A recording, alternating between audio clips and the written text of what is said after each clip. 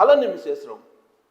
Vemuri Kaveri bus ప్రమాదానికి గురైంది. ఆ ప్రమాదంలో 20 మందికి పైగా మరణించారు.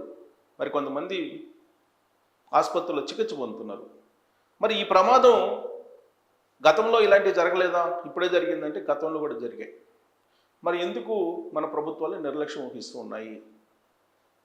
సాధారణంగా పశ్చిమ దేశాలని లేదంటే డెవలప్డ్ కంట్రీస్ని ఉదాహరణగా తీసుకుంటే ప్రతి అంశంలో కూడా సంఘటన జరిగిన తర్వాత చర్యలు తీసుకోవటం కాదు, గతంలో జరిగినటువంటి సంఘటనల్ని బేరీజు వేసుకొని దాని మీద శాశ్వత పరిష్కారం చూపాలి కేంద్ర ప్రభుత్వాలు, ప్రత్యేకించి భారత ప్రభుత్వం. ఎందుకనంటే స్లీపర్ బస్సులని చైనా బ్యాన్ చేసింది. చైనా టెక్నాలజీ పరంగా ముందుంటుంది మనకన్నా. అలాంటి చైనా దేశం స్లీపర్ బస్సులని బ్యాన్ చేసింది 2012లో. రిజిస్ట్రేషన్లు కంప్లీట్గా ఆపేసింది. దానికి కారణం ఏంటంటే 2009 వరకు 13 బస్సులు దగ్ధమయ్యాయి ఆ దేశంలో. 252 మంది చనిపోయారు, సజీవ దహనం అయ్యారు. అందుకే 2012లో శాశ్వతంగా రిజిస్ట్రేషన్ని ఆపేసింది ఆ దేశం. మరి ఇప్పుడు భారతదేశంలో గత 10 ఏళ్ల నుంచి మనం చూసుకుంటే బాగా గుర్తున్నటువంటి సంఘటన మనకు హైదరాబాద్ సమీపంలో అప్పట్లో దివాకర్ ట్రావెల్స్, దాంట్లో 40 మంది సజీవ దహనం అయ్యారు సుమారుగా. ఆ తర్వాత అనేక ప్రమాదాలు జరిగినాయి. ఇప్పుడు తాజాగా మళ్ళా హైదరాబాద్ నుంచి బెంగళూరు వెళ్తున్నటువంటి వేమూరి కావేరి బస్ కర్నూలు దగ్గర ఒక 2 వీలర్ యాక్సిడెంట్ అయ్యింది. 2 వీలర్ని గుద్దింది. దాంతో ఆ పెట్రోల్ డీజిల్ ఉండేటువంటి డీజిల్ ట్యాంక్ దగ్గర 2 వీలర్ గుద్దుకుంది, ఢీ కొట్టింది. దాంతో ఒక్కసారిగా ఫైర్ అయ్యింది, పెద్ద బాంబు పేలినట్టు పేలిందని చెప్పి అక్కడ ఉన్నటువంటి ప్రత్యక్ష సాక్షులు చెప్తున్నటువంటి మాట. కొన్ని నిమిషాల వ్యవధిలోనే ఈ సజీవ దహనం అయిపోయారు. 20 మంది సజీవ దహనం అయిపోయారు. 19 మంది సుమారుగా చికిత్స పొందుతున్నారు. మొత్తం ఈ బస్సు కెపాసిటీ 40 మంది. సాధారణంగా మల్టీ యాక్సిల్ బస్సుల్లో 36 నుంచి 40 వరకు కెపాసిటీ ఉంటుంది. మిగతా బస్సుల్లో 30 నుంచి 36 కెపాసిటీ ఉంటుంది. అయితే ఇక్కడ డిజైన్ లోపము, అలాగే డ్రైవింగ్ లోపము, వీటితో పాటు రోడ్ల నిర్వహణ లోపము, ఇవన్నీ ఉన్నాయి. మరి లోపం ఏంటి అనేది గతంలో కూడా అనేక బస్సులు ఫైర్ అయినప్పుడు అనేక సార్లు ఆర్టీఏ అధికారులు నివేదికలు ఇచ్చారు. ప్రభుత్వాలు కూడా నివేదికలు కోరాయి. ఒకనొక సమయంలో అసెంబ్లీలో, ఉమ్మడి ఆంధ్రప్రదేశ్ ఉన్నప్పుడు అసెంబ్లీలో పెద్ద ఎత్తున దీని మీద చర్చ జరిగింది. నాకు బాగా గుర్తు, అసెంబ్లీలో ఉన్నాను. అప్పుడు దివాకర్ ట్రావెల్స్ బస్సు దగ్ధమైంది. కారణం ఏంటంటే అప్పట్లో డివైడర్ దగ్గర ఈ ఆయిల్ ట్యాంక్ గుద్దుకోవడంతో ఒకసారిగా అది లీక్ అయిపోయి బర్న్ అయిపోయింది. 40 మంది చనిపోయారు. కారణం ఏంటంటే ప్రధానంగా ఈ బస్సులు, స్లీపర్ బస్సులన్నీ కూడా లాంగ్ డిస్టెన్స్ వెళ్తూ ఉంటాయి. కనీసం 800 నుంచి 1000 కిలోమీటర్ల దూరం వెళ్తూ ఉంటాయి ఇవి. ఈ బస్సులకి డ్రైవర్లు కూడా తర్ఫీదు ఉన్నటువంటి డ్రైవర్లు ఉండాలి, ప్రత్యేకమైనటువంటి ట్రైనింగ్ అయినటువంటి డ్రైవర్లు ఉండాలి. కానీ ఇవన్నీ కూడా ఆల్మోస్ట్ ఎక్కువగా ట్రావెల్స్ అన్నీ కూడా ప్రైవేటు యాజమాన్యుల నిర్వహణలో ఉంటాయి. వాళ్ళు ఒకే డ్రైవర్ తోటి 1000 కిలోమీటర్లు తీసుకెళ్లేలాగా చేస్తూ ఉంటారు. సింగిల్ డ్రైవర్ తోటి బస్సులు నడిపేటువంటి యజమానులు ఉన్నారు.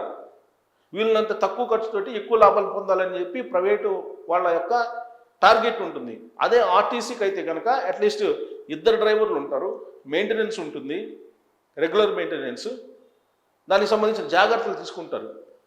కానీ ప్రైవేటు యాజమాన్యాలు వచ్చేటప్పటికి వాళ్ళు భద్రతా ప్రమాణాలను పాటించట్లేదు. దాంతో ప్రమాదాలు జరుగుతున్నాయి అనేది. కాకపోతే ఇక్కడ ఇప్పుడు ఈ వేమూరి కావేరి బస్కి ఫిట్నెస్ సర్టిఫికేట్స్ ఉన్నాయి, ఇన్సూరెన్స్ ఉన్నాయి, అన్ని రకాల అనుమతులు ఉన్నాయి అఫీషియల్గా. కానీ లోపం ఎక్కడొచ్చింది అని అంటే ఒక 2 వీలర్ని తప్పించిపోయి ఈ ప్రమాదం జరిగింది.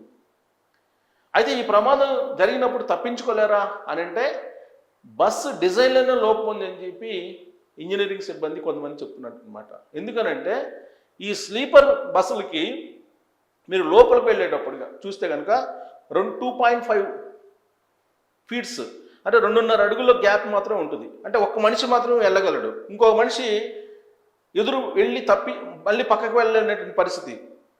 ఇంకొక మనిషి పక్కకు వెళ్ళాలంటే ఈ సీట్లోకి వెళ్ళాలి, లేదా ఈ పక్కకు జరగాలి. అంటే ఒక మనిషి వెళ్ళేటువంటి గ్యాపే ఉంటుంది. ప్రమాదం జరిగినప్పుడు ఇమీడియట్గా తప్పించుకోవాలని అంటే కనుక వాళ్ళు వెంటనే బయటికి వెళ్ళేటువంటి మార్గం ఉండాలి. ఒకటే మార్గం ఉంటుంది, ఎగ్జిట్. ప్రమాదం జరిగినప్పుడు ఒకటేమో ఎగ్జిట్ ఉంటుంది. కానీ ఈ లాంగ్ వెళ్ళేటువంటి బస్సుల్లో జనరల్గా ఇవి 8 గంటలకో 10 గంటలకి అలా బయలుదేరుతూ ఉంటాయి. ఎగ్జాక్ట్గా 8 o'clock వచ్చేటప్పటికి వాళ్ళకి లంచ్ డిన్నర్ అరేంజ్ చేస్తుంటారు. డిన్నర్ అరేంజ్ చేసినప్పుడు డిన్నర్ తీసుకుంటారు. డిన్నర్ తీసుకున్న తర్వాత వాళ్ళు నిద్రపోతారు. సహజంగా నిద్రపోయిన తర్వాత దాదాపుగా బయలుదేరినటువంటి 3-4 గంటలకి నిద్రలోకి వెళ్ళిపోతారు ఎవరైనా సరే. నిద్రకి వెళ్ళినప్పుడు ప్రమాదం జరగగానే వెంటనే మేల్కొని పరిగెత్తే పరిస్థితి ఉండదు. ఒకవేళ పరిగెత్తాలన్నా కానీ ఇది చిన్న రహదారి మాత్రం ఉంటుంది పోవడానికి, కారిడార్ లాగా చిన్నది ఉంటుంది.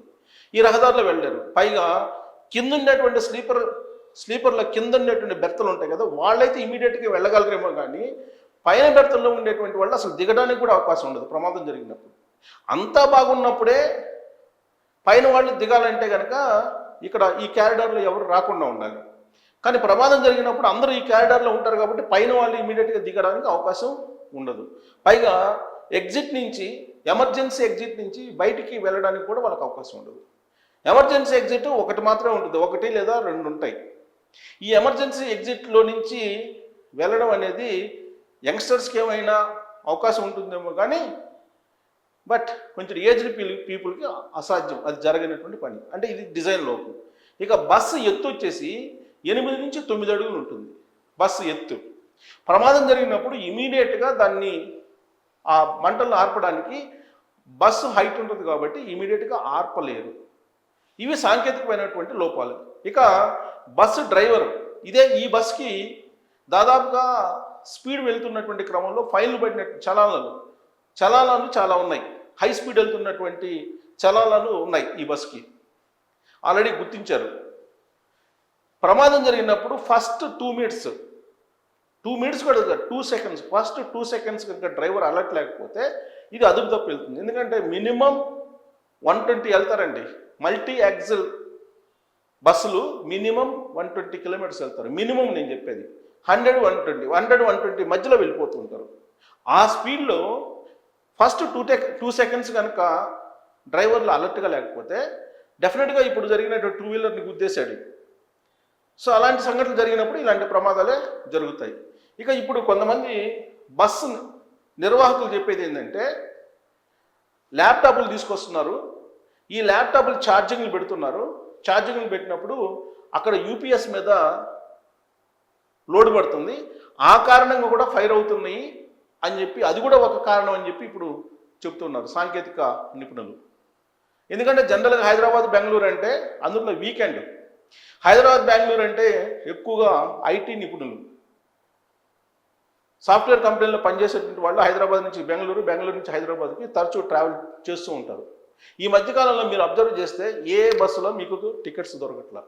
అంటే జర్నీ పెద్ద సంఖ్యలో చేస్తున్నారు, పెద్ద సంఖ్యలో జర్నీ చేసేటువంటి వాళ్ళు ఉన్నారు. పైగా స్లీపర్ అనేటప్పటికీ వెసులుబాటు ఉంటుంది అనేటువంటి ఉద్దేశంతో వాళ్ళు బుక్ చేసుకుంటూ ఉంటారు.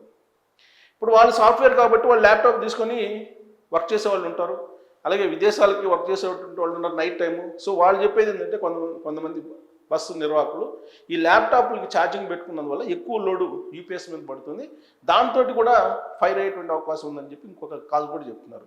వీటన్నిటికంటే కూడా బస్సు ప్రమాదం జరిగినప్పుడు మల్టీ యాక్సిల్లో ఏసీ బస్సు కాబట్టి వెంటనే తప్పించుకునే దానికి అవకాశం లేకపోగా వెంటనే ఎందుకు ఇంత బర్న్ అవుతుందని అంటే ప్రతి ఒక్కరికి ఒక రగ్గు ఉంటుంది, ఆ రగ్గులు ఇమీడియట్గా ఫైర్ అవుతాయి. సో క్లాత్లు మొత్తం రగ్గులు అనేకం ఉంటాయి అక్కడ. పైగా దానికి తగ్గట్టు చాలా చాలా బ్యాగ్స్ ఉంటాయి, ఇవన్నీ ఉంటాయి. కింద వైపు కరెక్ట్గా మీకు ఆయిల్ ట్యాంకర్ పక్కనే మీకు లగేజ్ వేసుకునేటువంటి క్యాబిన్ ఉంటుంది. ఆ క్యాబిన్లో మొత్తం బ్యాగులు ఉంటాయి, ఇవన్నీ ఉంటాయి. సో కాబట్టి ఒక్కసారి ఫైర్ జరిగితే, యాక్సిడెంట్ జరిగితే, ఫైర్ వస్తే ఇమీడియట్గా బ్లాస్ట్ కావడానికి కారణాలు ఇవన్నీ. సో అందుకే అసలు ఈ బస్సుల డిజైనే తప్పు, సాంకేతికంగా ఇవి వర్కౌట్ కాదని పశ్చిమ దేశాల్లో, అంటే అభివృద్ధి చెందిన దేశాలు అవన్నీ కూడా వెస్ట్రన్ కంట్రీస్, చైనా లాంటి దేశమే బ్యాన్ చేసింది. మరి మన వాళ్ళు ఎందుకు బ్యాన్ చేయలేరు? బ్యాన్ చేయాలి కదా, ఎందుకు బ్యాన్ చేయట్లేదు? లేదు, సాంకేతికంగా మొత్తం రక్షణ ఉండేలాగా వాటి డిజైన్ అన్నా మార్చాలి.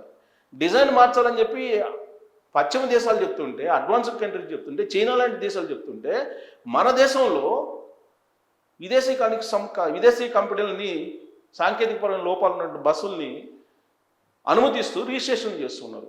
మరి చైనా 2012లో రిజిస్ట్రేషన్లు ఆపేసింది అని అంటే మరి అలర్ట్ అయింది కదా ఆ దేశం. మరి మన దేశం అలర్ట్ కావాల్సిన అవసరం ఉందా లేదా, ఇలాంటి ప్రమాదాలు జరగకుండా ఉండాలంటే అనే దాని మీద మీరు కామెంట్ చేయొచ్చు. Thank you.